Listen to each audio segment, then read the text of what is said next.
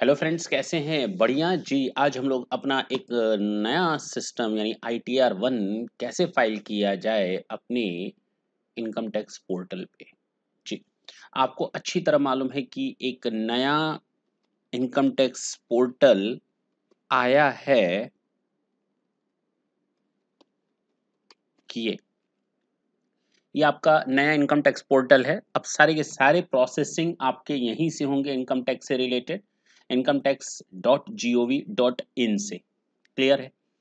हाँ सर, हमें तो क्लियर है, लेकिन दिक्कत ये आती है ना कि जब नया कोई वेबसाइट या कुछ नया सिस्टम आता है ना, तो ढेर सारी कन्फ्यूजन्स रहती हैं। फर्स्ट ऑफ ऑल, हम लोग ITR इनकम टैक्स पर जाने का मतलब ये हुआ कि we are willing to file our income tax returns. Yes, सबसे पहले हम लोग देखते हैं कि इंडिविजुअल और HUF का कॉलम है, उसके बाद कंपनी, उसके बाद नॉन कंपनी जिसमें AOP, BOI, ट्रस्ट ये शामिल है, फर्म, LLP शामिल है, लोकल अथॉरिटी शामिल है। ठीक है।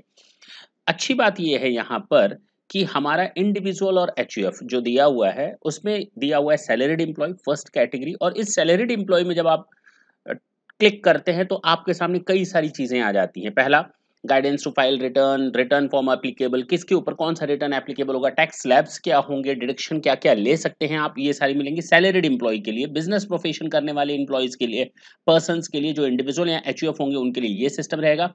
सीनियर और सुपर सीनियर सिटीजन के लिए सिस्टम क्या रहेगा, नॉन रेजिडेंट के लिए क्या क्या रहेगा, और हिंदू अनडिवाइडेड फैमिलीज के लिए क्या रहेगा। ये पूरा हमारा हिसाब किताब है। अच्छा, आप इसमें लॉगिन करेंगे, लॉगिन और रजिस्टर करने का सिस्टम दिया हुआ है। लॉगिन और रजिस्टर करेंगे, जो देखेंगे टॉप मोस्ट कॉर्नर में दिया हुआ है, राइट साइड में कॉर्नर में दिया हुआ है, सेकंड टैब दिए हुए हैं, first and second, login and register. Register करने की जरूरत नहीं है, लॉगिन क्रेडेंशियल आपके वही रहेंगे जो पुराने इनकम टैक्स पोर्टल पे थे, इनकम टैक्स india.gov.in। वो अब हट गया। अब यहाँ पर आपको काम करना है इनकम टैक्स .gov.in पर। चला जाए, ई फाइलिंग का प्रोसेस कैसे होता है। लॉगिन, जैसे ही आप लॉगिन करेंगे, आपके सामने जो डिटेल आएगी वो ये डिटेल रहेगी। ठीक, कैसे रहेगी? लाइन बाय लाइन हम लोग देखते चले जाएंगे। नीचे जो दिए हुए हैं सारी चीजें लाइन बाय लाइन देखेंगे, टेंशन लेने की जरूरत नहीं है। स्टार्ट करें। Yes sir. आपके सामने दो तरीकों से रिटर्न को फाइल करने का मौका रहेगा। या तो आप तुरंत के तुरंत ऑनलाइन प्रोसेस पे चले जाएं, ITR 1 ऑनलाइन प्रोसेस पे चले जाएं, या फिर दूसरा ऑप्शन आपके पास रहेगा कि जेसन फाइल को आप यूज करें ऑफलाइन यूटिलिटी के तौर पे, जैसा कि GST में आपने देखा है। ठीक है, आज हम लोग सारा सिस्टम ऑनलाइन देखेंगे कि अगर हमको ऑनलाइन रिटर्न फाइल करनी हो ITR 1 तो हम कैसे फाइल करेंगे। जो ITR 1 है ना, वो किन के ऊपर एप्लीकेबल होता है आएगा, चिंता करने की जरूरत नहीं है। जैसे ही आप लॉग इन करेंगे, आपके सामने आपकी ये डिटेल्स हाजिर हो जाएंगी, और आपका नाम, आपकी प्रोफाइल सारी रहेंगी। उनको अभी हमें कंफर्म, एडिट सब कर सकते हैं। यहाँ पर प्रोफाइल पे जाकर के आप सारी चीज़ें कंफर्म कर सकते हैं, एडिट कर सकते हैं, चेंज कर सकते हैं, जैसा करना हो। फाइल रिटर्न के लिए देखिए एरो बना हुआ है, फाइल रिटर्न कर सकते हैं, फाइल नाउ। जैसे ही आप क्लिक करते हैं, आपके सामने आ जाएगा कि करंट ईयर का आप रिटर्न भरें। करंट ईयर है 21-22। ये आपका असेसमेंट ईयर है, यानी आप प्रीवियस ईयर की बात करें तो 2021 रहेगा। प्रीवियस ईयर 2021 रहेगा, असेसमेंट ईयर 21-22 जो आपका करंट ईयर माना जाएगा। तो अब उसमें कोई कंफ्यूजन नहीं है। कई लोग कहते हैं सर मेरा ये रिटर्न, हाँ, नॉलेज नहीं होता प्रीवियस ईयर और असेसमेंट ईयर का, तो उनको डाउट होता है। वो रिटर्न भरते हैं 2021 का, असेसमेंट ईयर का कहते हैं हमने 2021 का कर दिया। वो बेसिकली 2021 का नहीं होता, वो प्रीवियस ईयर 1920 का होता है। तो इस चीज पर थोड़ा सा ध्यान देंगे। आते हैं, जैसे ही आपने रिटर्न फाइलिंग प्रोसेस को किया तो आपको पूछता है कि आप ऑनलाइन जाना चाहते हैं या ऑफलाइन यूज करना चाहते हैं। आप कहेंगे नहीं भाई, हम ऑनलाइन जाना चाहते हैं। आप प्रोसीड कर देते हैं। आपके सामने एक नया प्रोसेस स्टार्ट हो जाता है, स्टेप नंबर 4, जो कहता है कि आपने जो लास्ट टाइम डेटा फिल किया था ना, वो आधा अधूरा था, उसको कंटिन्यू करना चाहते हैं या न्यू फाइल करना चाहते हैं, स्टार्ट न्यू फाइलिंग। तो आप कहेंगे भैया हम नई फाइलिंग स्टार्ट करना चाहते हैं, क्योंकि फर्स्ट टाइम भर रहे हैं। तो स्टार्ट न्यू फाइलिंग पे आप यहाँ क्लिक कर देंगे, कोई दिक्कत नहीं। नेक्स्ट स्टेप पे आप आ जाएंगे। भाई ये जो हमारा रिटर्न है इंडिविजुअल पर है, एचयूएफ है, अदर्स अदर्स अदर्स नॉर्मली ना के बराबर यहाँ पर आएंगे, लेकिन हाँ इंडिविजुअल और एचयूएफ के लिए है। इंडिविजुअल पर आप क्लिक करेंगे क्योंकि हम लोग इंडिविजुअल के रिटर्न प्रोसेस को देख रहे हैं। जैसे ही आपने इंडिविजुअल को क्लिक किया, आपके सामने आएगा आप कौन सा रिटर्न फाइल करना चाहते हैं। ITR1 है, ITR4 है, तो आपको सेलेक्ट करना पड़ेगा यहाँ पर ITR1, जो कि आज हम लोग काम करने जा रहे हैं। देखिए प्रोसेस जैसे जैसे आप क्लिक करते जाएंगे आपके सामने ये अपने आप ओपन होता चला जाएगा, और सिलेक्शन करना हमें ऑप्शन दिया रहेगा drag and drop, means drag and drop तो नहीं है, ये स्क्रॉल डाउन करेंगे थोड़ा सा तो वहां पर हमको उसमें ऑप्शंस दिए रहेंगे, उसको क्लिक करना है, आगे बढ़ना है। जैसे ही आप प्रोसीड करते हैं ITR1 के साथ, देखिए अपने आप नेक्स्ट स्टेप पर पहुंच गए हम लोग, कि सबसे पहले आप अपनी इन्फॉर्मेशंस को वैलिडेट करें। आपने जो इन्फॉर्मेशन ऑलरेडी फिल करके रखी हैं उनको आप अगर ठीक करना चाहते हैं तो आप उनको ठीक कर दें। लेट्स गेट स्टार्ट का मैसेज आएगा, लेट्स गेट स्टार्ट का मैसेज आएगा और आपसे पूछेगा कि आप रिटर्न भरना क्यों चाहते हैं। Why are you taking interest to filing up your return of income. क्या आपकी इनकम 2,50,000 को क्रॉस कर गई है, टैक्सेबल इनकम। अगर नहीं तो दूसरे ऑप्शंस हैं आपके पास, क्या आपने बैंक में 1 करोड़ से ज्यादा का डिपॉजिट किया है, हाँ या ना। अगर हाँ तो उस पर क्लिक कर दें। अगर आपके ऊपर रिटर्न इसलिए दाखिल कर रहे हैं क्योंकि आपने फॉरेन कंट्री में ट्रेवल किया है और वहां पर जो टोटल एक्सपेंडिचर किया है 2 लाख या 2 लाख से अधिक किया है, इन एग्रीगेट वर्ड यूज किया गया है, एग्रीगेट। तो अगर आपने 3 बार फॉरेन कंट्री की पिछले साल में जर्नी की है और तीनों मिलाकर 2 लाख से अधिक का एक्सपेंडिचर कर लिया तो भी आप यहाँ पर कवर हो जाएंगे। अच्छा, अगर आपने कंजम्पशन किया है इलेक्ट्रिसिटी का 1 लाख से अधिक तो भी आप यहाँ पर कवर हो जाएंगे। अदर केस में आप अगर चाहें तो आप अपनी रिटर्न फाइल कर सकते हैं, लेकिन हाँ नॉर्मली इसमें लोग वही आते हैं जो 2.5 लाख से ऊपर वाले होते हैं। और आज की डेट में कौन सा ऐसा आदमी होगा जो 2 लाख रुपए फॉरेन जर्नी कर रहा है, 1 लाख से अधिक इलेक्ट्रिसिटी का खर्चा कर रहा है और 1 करोड़ से अधिक का पैसा जमा कर रहा है, लेकिन उसकी इनकम 2,50,000 से नीचे है, नॉर्मली नाक के बराबर। लेकिन हैं ऐसे भी कलाकार लोग मिल जाएंगे। फिलहाल स्टेप की बात करते हैं। नेक्स्ट स्टेप, जैसे ही आप क्लिक करेंगे आपको एक पॉपअप दिखाई देगा। पॉपअप दिखाई देगा कि हमने आपकी जो रिटर्न है ना वो ऑलरेडी फाइल कर दी है, मीन्स भर रखी है, फिल करके रखी है। आप उसको देख लें, जहां जहां चेंजेस करना हो चेंजेस कर लें, उसके बाद सबमिट कर दें। मीन्स ऑलरेडी आपकी रिटर्न ऑटो पॉपुलेटेड है। जो भी आज तक आपने मार्केट में ट्रांजेक्शन किए हैं, आपको लगता है केवल आपको मालूम है, नहीं नहीं नहीं, वो यहाँ पर आ रहा है, सारी चीजें एड ऑन हो रही हैं। भाई गवर्नमेंट ने बेसिकली जो इन्फोसिस को ये रिटर्न बनाने के लिए दिया ना, उसके पीछे लॉजिक ये था कि भाई उसके पास जीएसटी ऑलरेडी पूरा सिस्टम मौजूद है, उसी कंपनी के पास अब इनकम टैक्स का भी सिस्टम मौजूद होगा। अब वो कंपनी आपके डेटा को इंटरप्ले कर सकते हैं, जीएसटी इनकम टैक्स जीएसटी। तो कई लोग पकड़ में अब आएंगे जो पहले छूट जाते थे, भाग जाते थे या टैक्स इवेजन करते थे। एक कंपनी को दोनों सॉफ्टवेयर देने का पर्पस बेसिकली ये हो सकता है।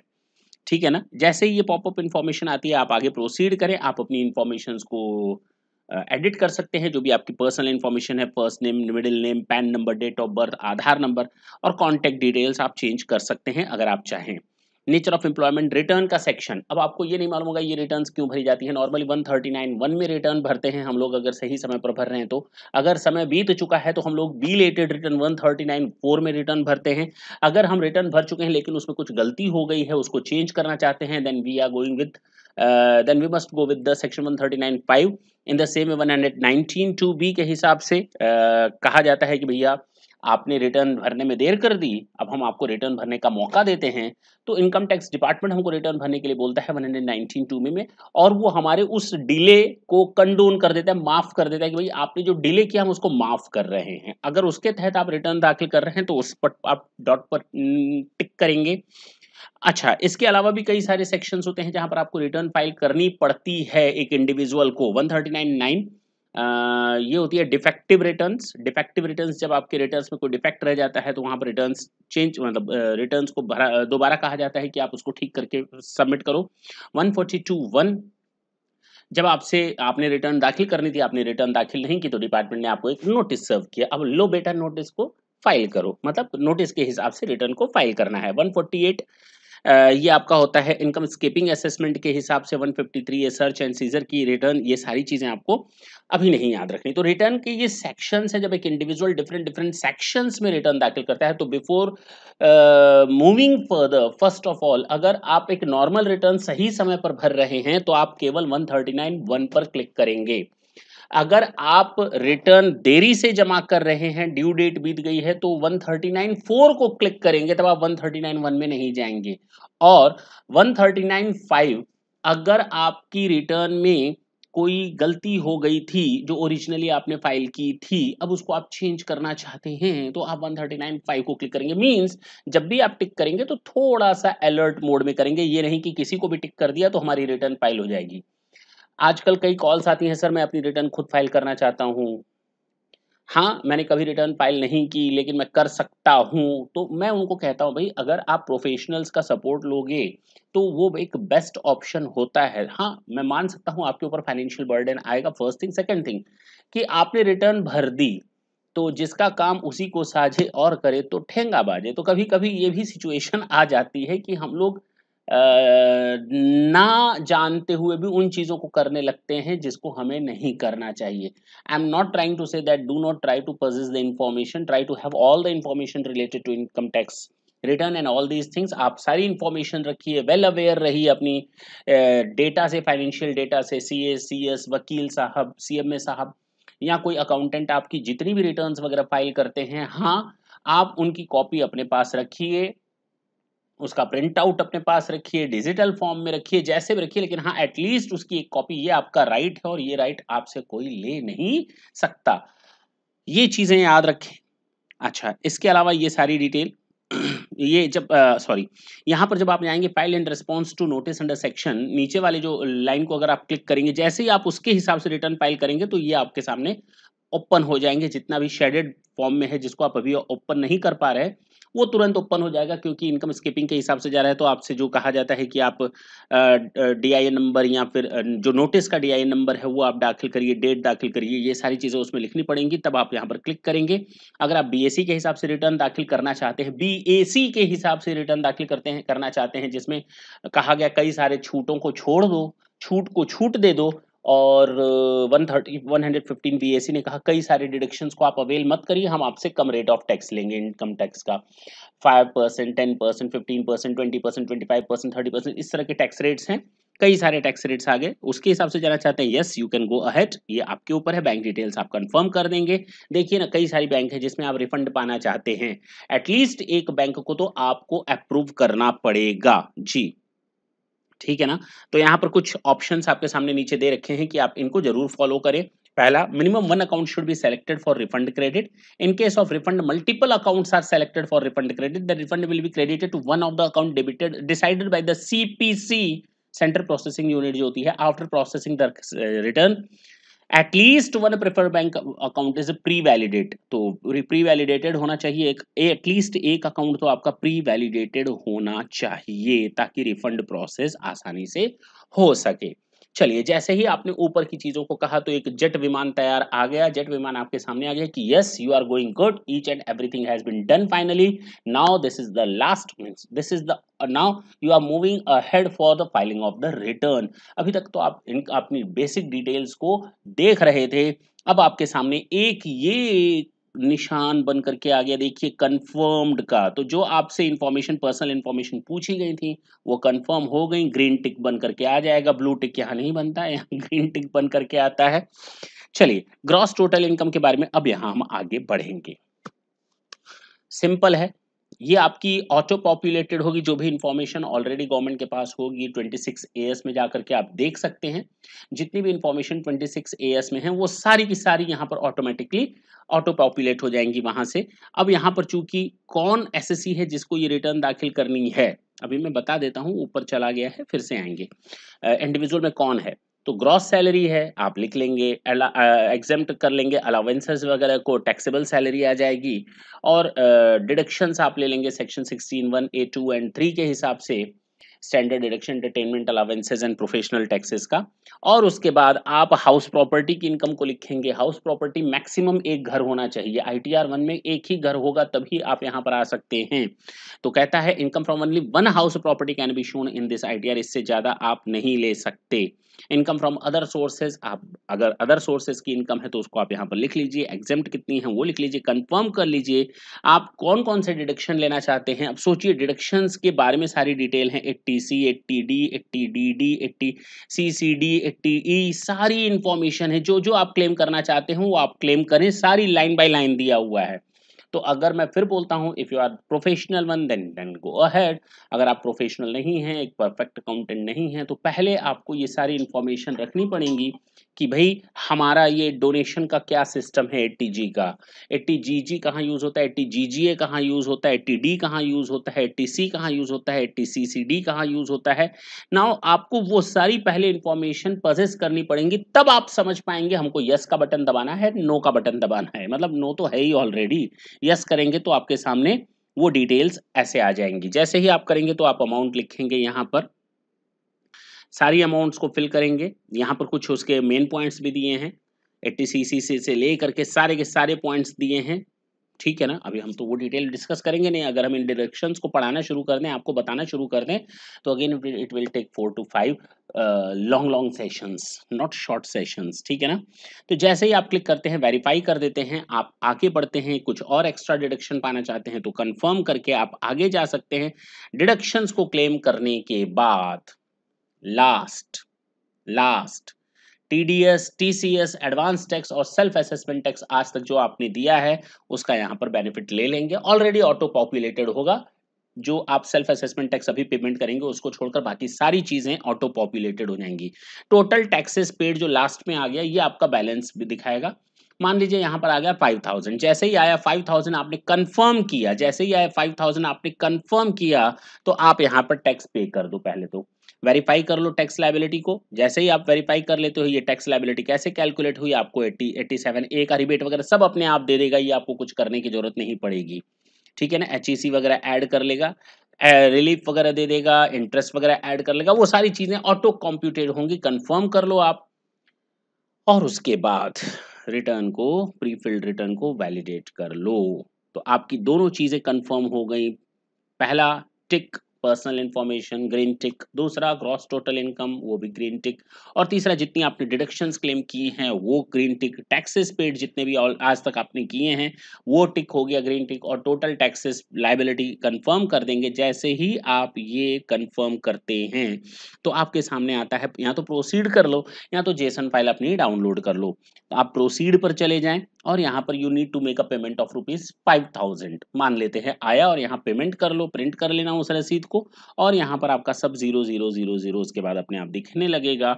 रिटर्न प्रीव्यू कर लो अगर पेमेंट करने का शौक है तो। अदरवाइज अगर आप पेमेंट नहीं कर रहे हैं, मेरी बात ढंग से समझें, तो आप जेसन फाइल में आप डाउनलोड करके रख लो। यहाँ पे ये है आपका जेसन फाइल में, कहाँ गया ये, जेसन फाइल में आप डाउनलोड करके रख लो, बात खत्म। प्रोसीड आप बाद में करते रहना, ठीक है ना। ये सेव हो जाएगा आपका यहाँ तक का इन्फॉर्मेशन। और उसके बाद ये आप यहाँ पर नेक्स्ट टाइम जब आप लॉगिन करेंगे पेमेंट करके अपना जीरो लायबिलिटी करके टाटा और बाय बाय इसको बोल देंगे। आप अपने यहाँ पर डिक्लेरेशन दे देंगे कि मैंने सच्चे और उचित, मतलब मैंने जो कुछ भी ऊपर कहा है गीता की कसम खाकर कहता हूँ कि सब सही और जेन्युइन है, ठीक है ना। तो आपसे ओथ ली जाती है, ठीक है, हो गया, that's it. That was the system to file your return. लेकिन एक चीज जो मुझसे स्किप हो गई, स्किप नहीं हुई, अदरवाइज उसकी कोई जरूरत तो नहीं है, लेकिन ठीक है बता देते हैं ना।